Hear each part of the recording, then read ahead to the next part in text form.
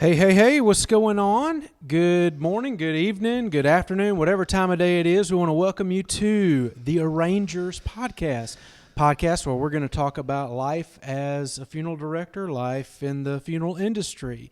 Right. So I'm Marcus Kelly, your host, and I've got with me my co-host today, the one, the only, the man, the myth, the legend, all the way from Phoenix, Arizona, Christopher Molina. Chris, right. How are you doing today? I'm doing good, sir. Thank you for asking, Mr. Kelly. How are you? Awesome, man. I'm doing well. Good. Doing well. We are going to launch our podcast, our opening podcast, and what I wanted to talk about was why we're doing this, okay? Right. Because, a lot of people maybe think, well, they just like to hear themselves talk, so they're just, doing this to hear themselves talk, or, man, you might think, hey, they just got a lot of spare time on their hands, and I wish. Yeah, that's not the case either. So I thought we would frame the podcast by just kind of going over briefly what it is we're wanting to accomplish. Why are we doing this? And so I've got three reasons that come to my mind, Chris. So you kind of share about that, what your thoughts are. But number one, I think this can be really informative for people. Yep. Oh, yeah. I get weird looks anytime somebody asks what we do or what it is you do for a living, whether they know me, they don't know me. Right. They're kind of scared to ask the questions about what goes on there. Do you go in the back? Or, right.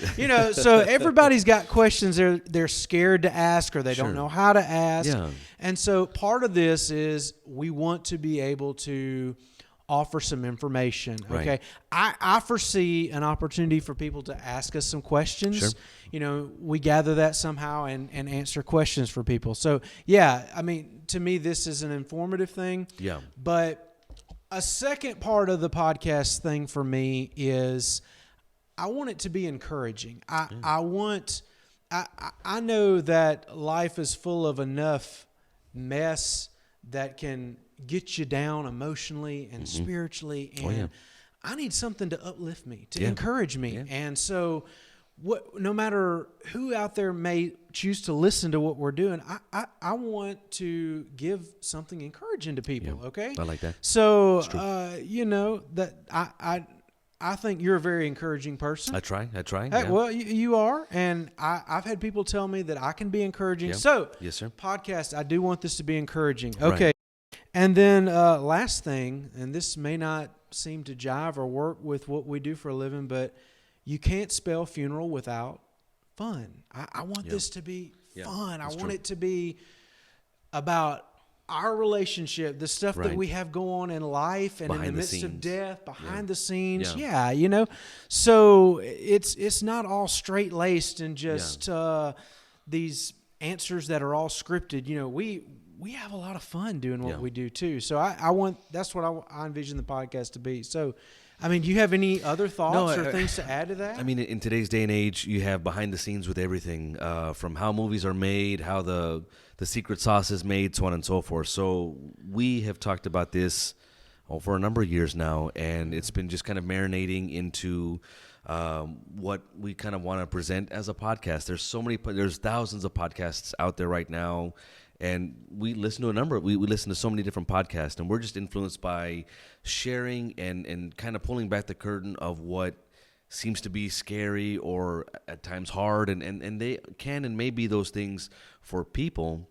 But we feel the more information you have, the better knowledge you have, the better understanding you have. It would just make this whole, for sure, podcast come to full circle and maybe just shed some life in one's life and help them through that time in need. And the other thing is our audience. Okay, I envision there being people that obviously that want to just hear from you. Sure. Same with me, and maybe they want to get to know us. Sure. Maybe there are people that do want to know more about funeral ins and outs. But I envision this being something for the people in our line of work too. Yes, sir. I want other funeral directors to be able to dialogue with us, hear some things from us. I've been doing this for 10 years. You're on what? Year 4? I'll be 4 years in January. Yeah. So look, we work at a small operation if you look at the national scheme of things. Yeah. But we've learned some things. There's, stuff we've got to share, Yeah. and I want to have an open dialogue where we learn in the process too. So, yeah, there's going to be differences in our audience. Okay, so to kind of wrap up our opening episode here, what I want to do now is just really briefly give kind of a 30,000-foot view of how in the heck did you get dropped right here where you are today at Hathorn Funeral Home? How did I get dropped here today? Yeah. Your story is really a lot more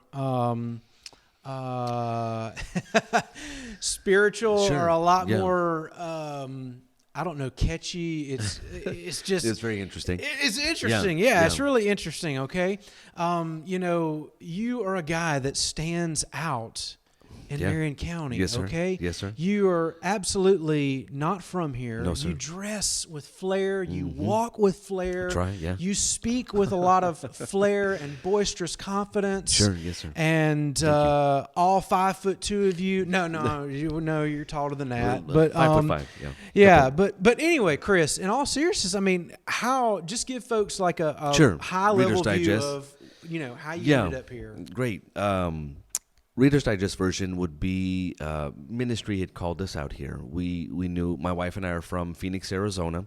I was born and raised there, and we in 2018 we just felt that God was moving us to Mississippi, and we began to look the summer of 18, and we found first and foremost the church that we attend now, which is Woodlawn Church. We found that online. And I'm from the pharmaceutical industry, so I've been a pharmacy tech for about 10 years. And when we landed here, I thought we would I just kind of get into that field, same line of work. And when we landed in December of 18, sold our home and whatnot, and just told the family, hey, we're moving. They looked at us like we were crazy and whatnot, but we just knew that God was calling us out here. And landed December, started looking in January for employment, and nothing was available. Nothing was open. I couldn't even find a Chick-fil-A that would hire me. Like, just everything seemed to be non-existent at the time. This was, 2019. And my late bishop at the time, him and pastor had reached out to me and at Woodlawn and said, have you ever thought about the funeral home? And I laughed at them.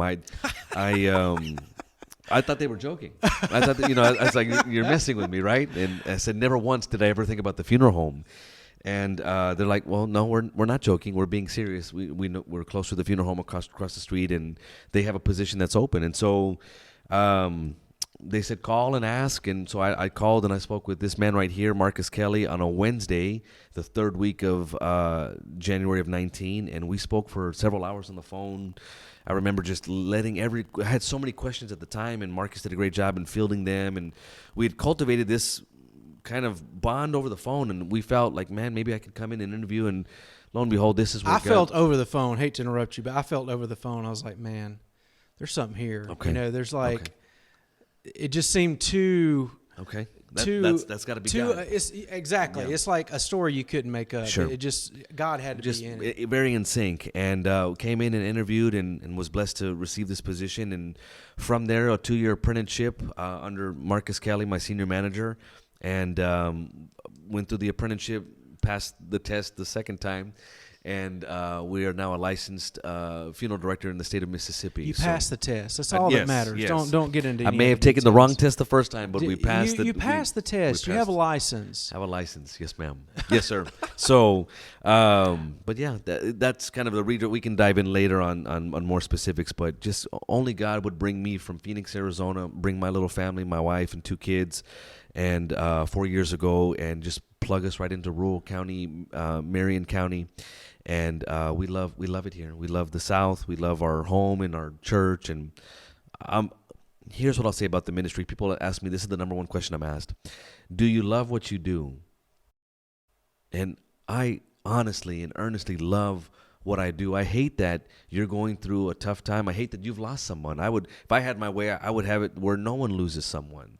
But this is a part of life that God has created, and the Lord giveth, the Lord taketh away. And I just feel that though we are sad that you're going through this time and we are here for you, I just feel like this is I'm so fulfilled in what I do in helping families, and as we help through families, our staff walk through that journey with them and just be a liaison and be a shoulder for them to lean on, be a foundation when everything may seem chaotic, everything may be up or down. There's so many different families that we serve, but I'm blessed to serve the people that come through Hathorn Funeral Home.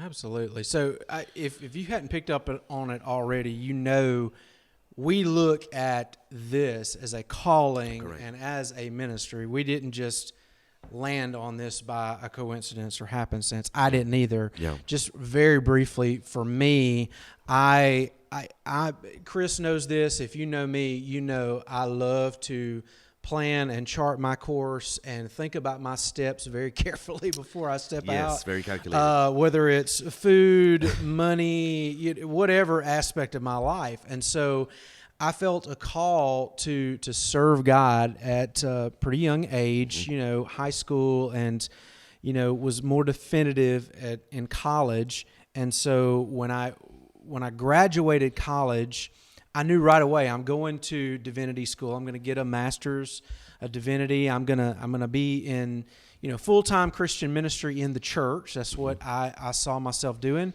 and I did that. I got the degree. Took 4 long years. I go right into pastoring a church, and I was young and naive. How old were you when you started pastoring? Oh gosh, I was right out of seminary, so I would have graduated college at 21. Okay. So I was probably finishing seminary at 24, yes, 25. Okay.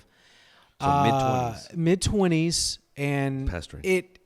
I look back on that, and God was so gracious. The people I was called to serve were very gracious, and I spent 4 years pastoring full time, and it was such a weight. It was such a difficult. I have such an appreciation for those that are called to shepherd a flock. Mm-hmm.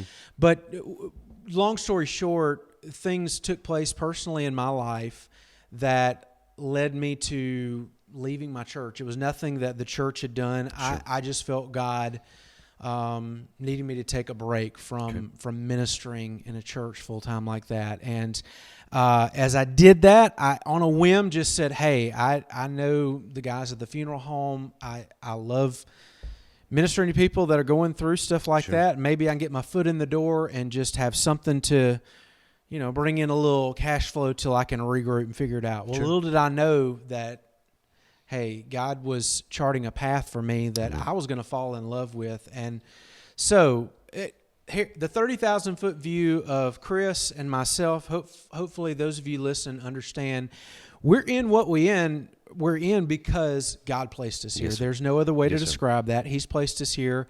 He's put you and I together, I think, for the same reason. And so hopefully over the next several episodes, you're going to get to hear more about how that works and what that looks like in our life on a day-to-day basis.